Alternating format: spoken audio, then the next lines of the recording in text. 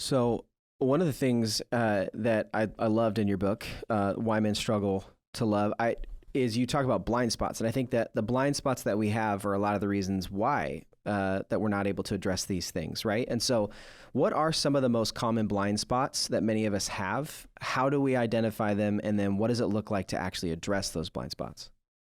There's 14 that I identified. And again, this was with my work and Just research with 14? Oh men. man, I got a lot of work to Only do. Hold 14. on, let me pull out my pencil. Number. Well, you know what? I had what? There were 9 kids. There are now going to be 11 because we're doing a second printing of the Going Deeper book in the fall because we're adding the Amesh child, which I can't believe I missed in the first place. And we're also doing the spiritually wounded child. So they're growing in numbers. I don't think we'll find more blind spots. I think I'm pretty much I got don't them know. You covered might have here. a blind spot to 15 or 16. So, yeah. Well, I guess you never know, but I think this is a pretty comprehensive list. If you had to look at again of the 14, which are those that are the most troublesome? And again, they all cause problems in our lives because what they do is they prevent us from being able to cultivate healthy relationships. Well, one is one that we've been talking about quite a bit today, and that is avoiding emotional pain. Okay, because if we can't sit with emotional distress, we can't sit with that discomfort. Okay, we are going to find other ways of being able to manage that. And that could be avoiding people, okay, withdrawing. It could be, again, going back to minimizing. You know what? This is not something that's important. I don't want to talk about it. It could be running to some sort of addictive behavior or destructive behavior. So we have to learn how to sit with that pain. How do we do that? Well, first and foremost, and I know this sounds silly, but it's so true. We have to understand sitting with pain is not going to kill us. We're going to be okay. It's going to be all right. But you just need, and go back to one of you mentioned, I think it's you, Trevor, you said even having problems sitting still. Most people who have problems with addiction, they have a problem sitting still. And that's where I go with a lot of this stuff.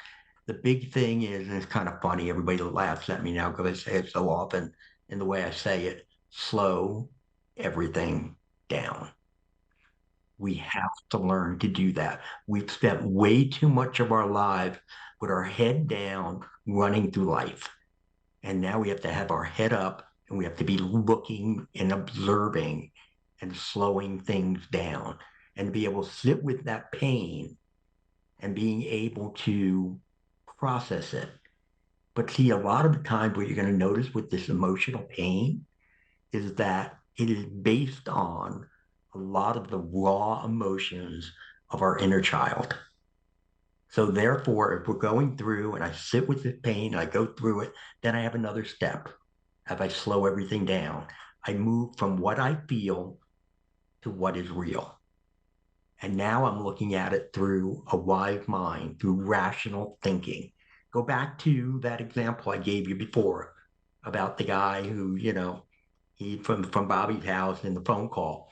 All right, what are the raw emotions? I've been, dismissed. He doesn't really care. He's duping me. All I've been rejected. All these things, right? That's what this kid's feeling, and he's feeling some of it. I move over to rational thinking. Well, you know what? Yeah, maybe some of those emotions are right. Yeah, I do feel like he was rather abrupt. I think it was rather rude. But you know what? Maybe he really did have an emergency. Maybe there's something really wrong.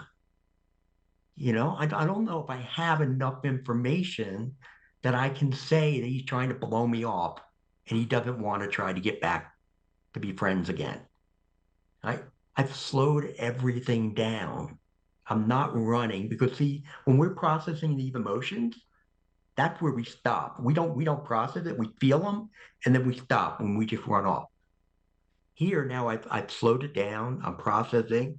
Now I can make a good, healthy choice. What would that be? Well, you know what? Maybe I'll give him a couple of days, see how he's doing. I'll call him. Hey, everything all right? Do you want to try to get together again? If he says yes, great. If he says no, maybe I have to say, maybe you need more time. Maybe you need to think about it more. Yep, that's what I'll do. Slowed it all down. So that's one. The second one that I think is of the top is inwardly focused. We become inwardly focused, especially when, for example, someone like me, who you believe that the people who love you are not going to be there for you. The people who are supposed to be there are not reliable. I feel like I have to take on everything myself. There's no one there for me emotionally. So therefore I turn inward. And turning inward, immediately, whatever comes up in my life, it's going to be more about what do I want? What do I need? And it's not looking outward to see what others may need or want. And then if I look at the third one of the 14, I think is fear. Fear, in fact, fear runs through all 14 of these blind spots. And fear is, I think fear is at the heart of almost every disorder that we deal with. And you look at fear and what do you do there? Well, you know what? I need to learn to be able to, as I slow everything down, to move forward despite my fear and not allow it to limit me and the possibilities that I can have. Because again, that's what scripture tells us. Fear not. Okay? How many times the word, is it in there to tell us, do not fear, over and over and over again? Why? Because God knew that our fear would be destructive for us in limiting us in what we could really do and accomplish for his glory. As you share these things, Eddie, which are all great, by the way, it occurs to me that these are not easy things, right? This is not like a lighthearted, knock it out in a Tuesday afternoon kind of work. This takes time. It takes emotional investment. And I really think there's a recognition here. We may have spent a lifetime insulating ourselves away from seeing or feeling these things. And that's why they're blind spots. And it just reiterates for me again, why community is so valuable, why the input of others and truly being open to it is absolutely critical in this journey. And if you're really brave, take this question to your spouse, take this question to your group and say, hey, what do you see when it comes to my emotional reactions? Where do I have blind spots? What do you see that I'm not seeing? I think in my own story, it was my wife had said some of these things before, but I wasn't really listening to them until we were in counseling and I was kind of being humbled to the reality of how bad things had gotten. And then when she was saying something like, your schedule and your needs always come first. What you are doing is always the priority and it makes me feel second best. And it was like, well, I'd heard her say that before, but it was in our counseling journey where I heard it and was able to receive it and recognize, oh, there's a blind spot here, where that's kind of how I protect myself, is by getting my way and doing it right my way, that I get stuff done. But in the process of doing that, I was hurting people. And so it was there. Others could see it, but I wasn't able to receive it. And so I think when it comes to this work, just recognize it's not easy, but it's worth it. And you've got to invite others into the process. The word I use often in the book is oblivious. We were oblivious to all of it. And the reason it's difficult is because none of it is natural. It's not natural to us because it's something we should have been taught and in those early developmental years, and we weren't. The good thing is, however, that we can. And when I don't talk about eliminating blind spots. I talk about softening blind spots. Because they're never going to completely go away. We have a weakness there. Yeah, totally. You can talk to my wife and she will tell you they never fully go away. So I still struggle at times. I hear you there. And thank God that he designed our brain that this is not natural, because what is natural is to avoid pain. And I mean, thank God for that, because otherwise we would have probably all killed ourselves off because we wouldn't be smart enough to avoid real pain in this world. And so your brain wants to avoid what's painful, but sometimes it even avoids the good kind of pain that will change us. And so that's where we have to realize if I just, kind of take the easy route here, I'm never really going to change, because I will keep finding new ways to avoid the pain. But if I can see that there's real growth I want and it's worth the effort to get there, and I sit with the pain and I face the pain and I allow others to show me the things I'm missing, there's better that comes on the other side, right? There's better relationships, there's better emotional health, there's better parenting, there's better responses to difficulties, because we're all going to go through difficulties sooner or later.